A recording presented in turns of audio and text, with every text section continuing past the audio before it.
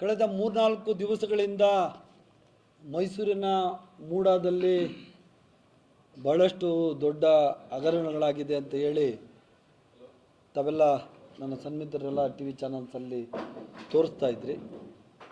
3 ದಿವಸದಿಂದ ಅಂತ ಅನ್ನಿಸ್ತದೆ, ಬಟ್ ನನ್ನ ಗಮನಕ್ಕೆ ನಿನ್ನೆ ಬಂದಿತ್ತು.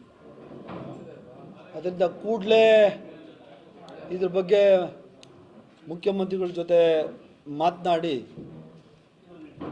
ಇದು ಯಾವ ಥರ ಆಗಿದೆ, ಏನಾಗಿದೆ, ಯಾಕೆ ಈ ಸಮಸ್ಯೆ ಆಗಿದೆ ಅಂತ ಹೇಳಿ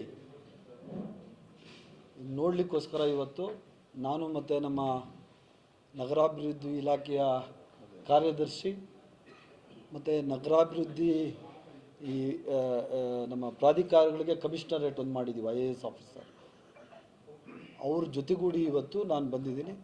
ಸ್ಥಳೀಯವಾಗಿ ನಮ್ಮೆಲ್ಲ ಶಾಸಕರುಗಳು ಮತ್ತು ಮೂಡ ಅಧ್ಯಕ್ಷರ ಜೊತೆ ಕೂತ್ಕೊಂಡು ಇಷ್ಟೊತ್ತೂ ಇನ್ಕ್ವೈರಿ ರೂಪದಲ್ಲಿ ಈ ಸಭೆಯನ್ನು ಇವತ್ತು ಮಾಡಿದ್ದೀನಿ.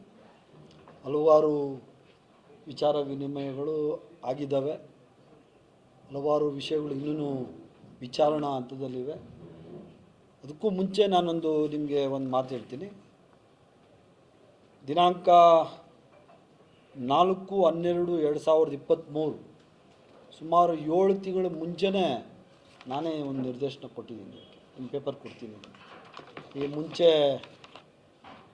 ಆದಂತಹ ಏನಿದೆ ಈ ತುಂಡು ಭೂಮಿ ಹಂಚಿಕೆ, ಭೂ ಪರಿಹಾರವಾಗಿ ಜಾಗ ನೀಡುವ ಕುರಿತು ಮಾರ್ಗಸೂಚಿ ತಯಾರು ಮಾಡುವುದರ ಅವಶ್ಯಕತೆ ಇರುವುದರಿಂದ ಸದರಿ ಮಾರ್ಗಸೂಚಿಯು ತಯಾರಿಸುವವರೆಗೆ ಇಂತಹ ಯಾವುದೇ ನಿರ್ಣಯಗಳನ್ನು ಕೈಗೊಳ್ಳದಂತೆ ಪ್ರಾಧಿಕಾರಕ್ಕೆ ನಿರ್ದೇಶನ ಕೊಟ್ಟಿದ್ದೀನಿ.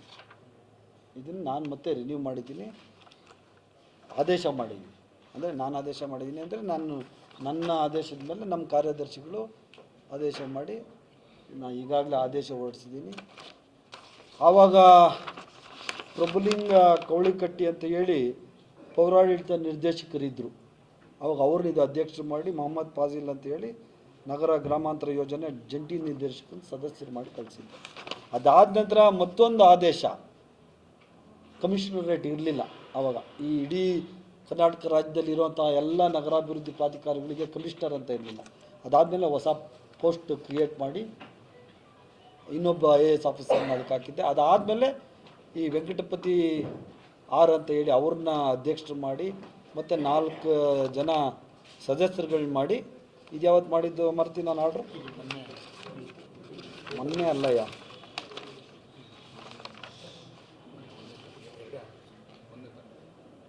1ನೇ ತಾರೀಕು 7 ಮತ್ತು ಇನ್ನೊಂದು ಆರ್ಡ್ರು ಮಾಡಿದ್ದೀನಿ 7 ತಿಂಗಳ ಮುಂಚೆ.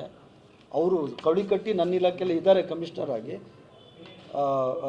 DME ಡೈರೆಕ್ಟರ್ ಅವರೂ ಇದ್ದಾರೆ. ಅದ್ರ ಜೊತೆಗೆ ಇನ್ನೊಂದು IAS ಆಫೀಸರ್ನ ಸಹ ಇದನ್ನ ವಿಶೇಷ ಅಧಿಕಾರಿ ಅಂತ ಹೇಳಿ ಇನ್ವೆಸ್ಟಿಗೇಷನ್ ಮಾಡೋಕ್ಕೆ ಕೊಟ್ಟಿದ್ದೀನಿ.